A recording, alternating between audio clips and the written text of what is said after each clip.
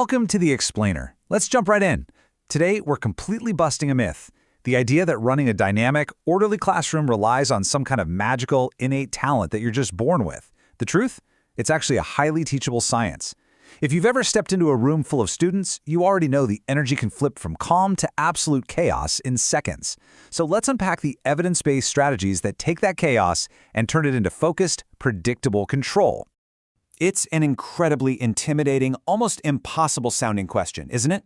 How does one person successfully control a room of 40 unpredictable humans? What we're really looking at today is essentially a masterclass in human leadership.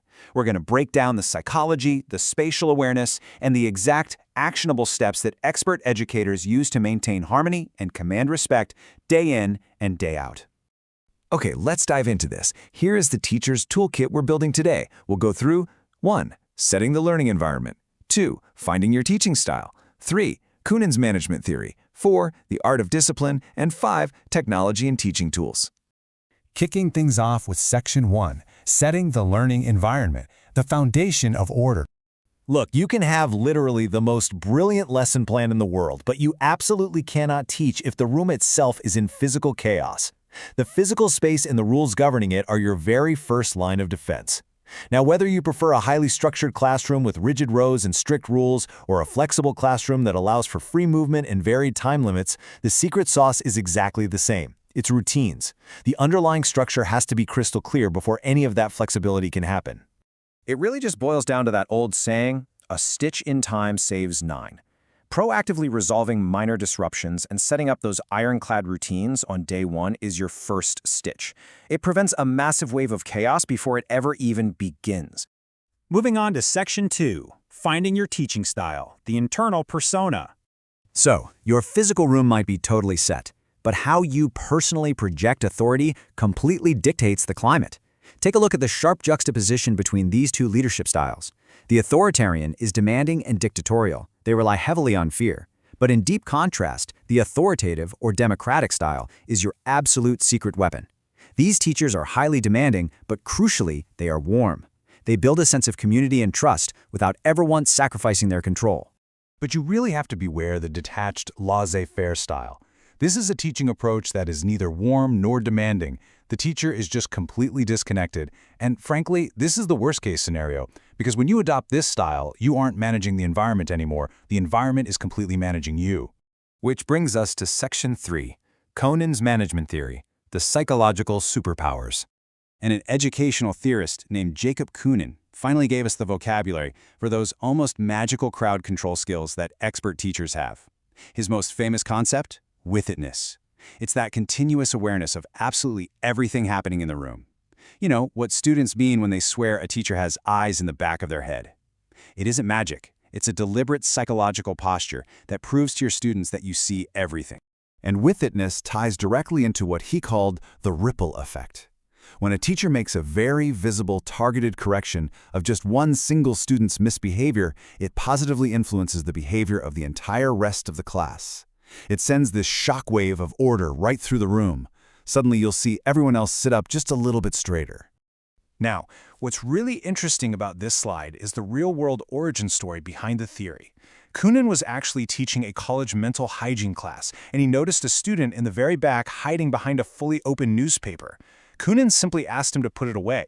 Instantly, everyone else in the room who had been whispering or passing notes completely stopped and paid attention. That single targeted correction created a ripple, and a legendary educational theory was born. On the flip side, Kunin also noted how teachers often cause their own discipline issues through really poor pacing. Think about it. Have you ever had a teacher dangle a topic, like they leave a thought completely hanging just to introduce some totally unrelated material? Or maybe they flip-flop back and forth between activities, or abruptly thrust instructions at you when you weren't even ready to listen? These movement mistakes totally destroy lesson momentum and basically hand out an invitation for bad behavior. All right, Section 4, the art of discipline, actionable control. So what happens when perfect pacing and prevention just aren't enough? Well, discipline should always be a highly calculated procedure, never a knee-jerk emotional reaction. Notice how an expert manager escalates nonverbal cues. Step 1 is planned ignoring for those super fleeting issues. Step 2 is signal interference. Think a raised eyebrow or prolonged eye contact. Step 3 is proximity control, which is simply moving physically closer to the student. Total control is established without ever raising a voice.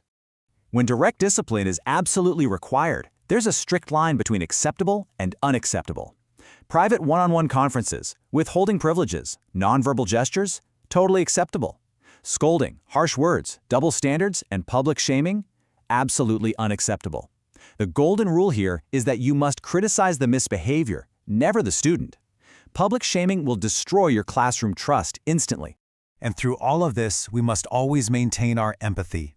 Imagine a scenario where a student faints or acts out aggressively in class.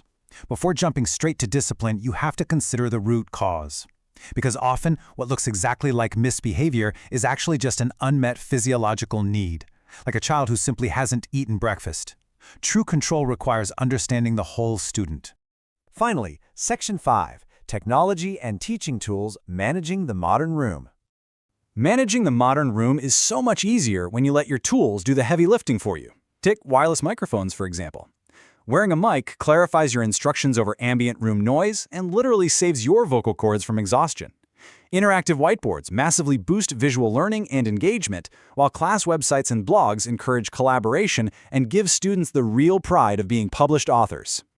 So, the crucial point is this. Whether you're using a state-of-the-art interactive smartboard or just a humble old-school piece of chalk, providing a strong visual anchor is what truly commands the attention of the room and cements the learning in place.